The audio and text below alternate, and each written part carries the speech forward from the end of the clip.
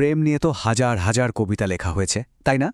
কিন্তু তার মধ্যে এমন কিছু লেখা আছে যার সময়কে তুচ্ছ করে আজও আমাদের মন ছুঁয়ে যায়। আজকে আমরা ঠিক এমনই একটা অমর প্রেমের কবিতা এলিজাবেথ ব্যারেট ব্রাউনিংয়ের সনেট 43 এর গভীরে ডুব দেব। কবিতাটা শুরুই হচ্ছে খুব সহজ কিন্তু অসম্ভব গভীর একটা প্রশ্ন দিয়ে, আমি তোমাকে কতটা ভালোবাসি। এই একটা লাইনেই কবি যেন তার ভালোবাসার বিশালতা মাপার এক অবিশ্বাস্য যাত্রার জন্য আমাদের প্রস্তুত করে নিচ্ছেন। আর এর উত্তরে কিন্তু কোনো আবেগের বিস্ফোরণ নেই, বরং কবি বলছেন, চলো গুণে দেখি।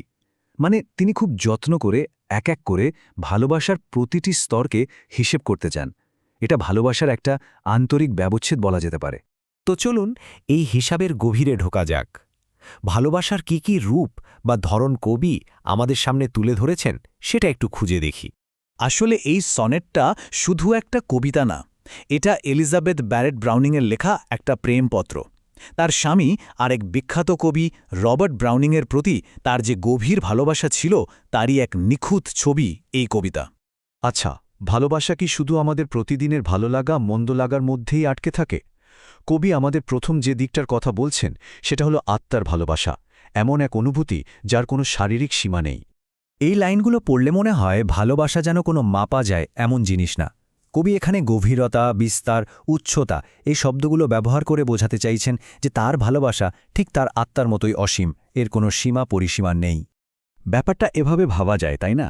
যে ভালোবাসা একটা বিশাল ত্রিমাত্রিক জগৎ যার কোনো শেষ নেই। এটা শুধু একটা অনুভূতি না, বরং একটা সম্পূর্ণ আধ্যাত্মিক অভিজ্ঞতা যা আমাদের পুরো অস্তিত্ব জুড়ে ছড়িয়ে আছে।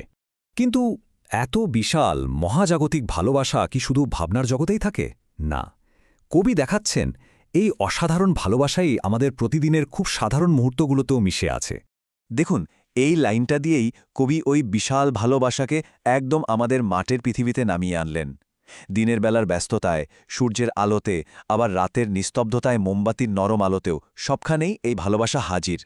এখানে সূর্য আর মোমবাতির তুলনাটা কিন্তু দারুণ, তাই না? একটা হলো দিনের কোলাহল আর একটা রাতের নিস্তব্ধতা। কবি এটাই বোঝাতে চাইছেন যে ভালোবাসা শুধু বিশেষ কোনো মুহূর্তের জন্য নয়, বরং জীবনের প্রতিটা সেকেন্ড, তা সে যতই সাধারণ হোক না কেন, ভালোবাসা সেখানেই আছে। এরপর কবি আরও একটা অদ্ভুত সুন্দর দিকে যাচ্ছেন। আমাদের অতীতের কষ্ট, পুরনো দুঃখ, সেগুলোর কি হয়? কবি দেখাচ্ছেন ভালোবাসা কিভাবে সেই সব নেতিবাচক স্মৃতিকেও একটা নতুন শক্তিতে বদলে দিতে পারে। এই লাইনগুলোতে একটা অবিশ্বাস্য রূপান্তরের কথা বলা হয়েছে।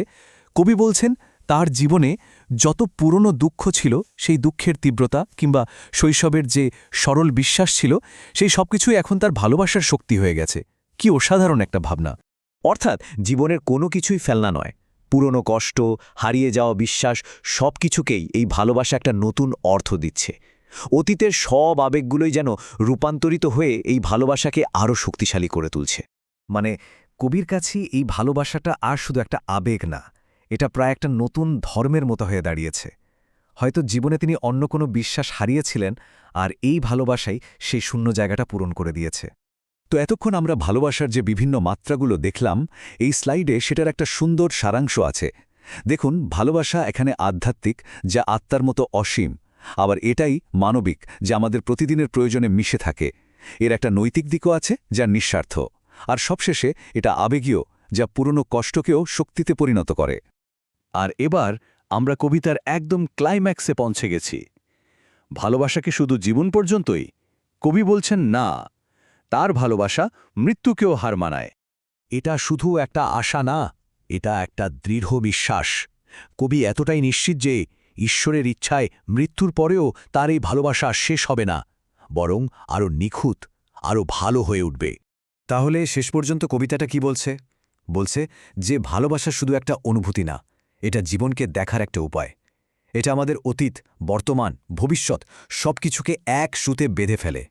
ভালোবাসা এখানে একটা প্রার্থনার মতো, যা আমাদের বেঁচে থাকার কারণ হয়ে দাঁড়ায়। কবিতাটা শেষ করার পর মনে একটা প্রশ্ন কিন্তু আসেই। আজকের এই ব্যস্ত যান্ত্রিক জীবনে এলিজাবেথের মতো এমন নিঃস্বার্থ, সর্বব্যাপী ভালোবাসা কি সত্যি খুঁজে পাওয়া সম্ভব, নাকি এটা শুধু কবিতার পাতাতেই সুন্দর একটা স্বপ্ন হয়ে থেকে যাবে? ভাবার বিষয়, তাই না?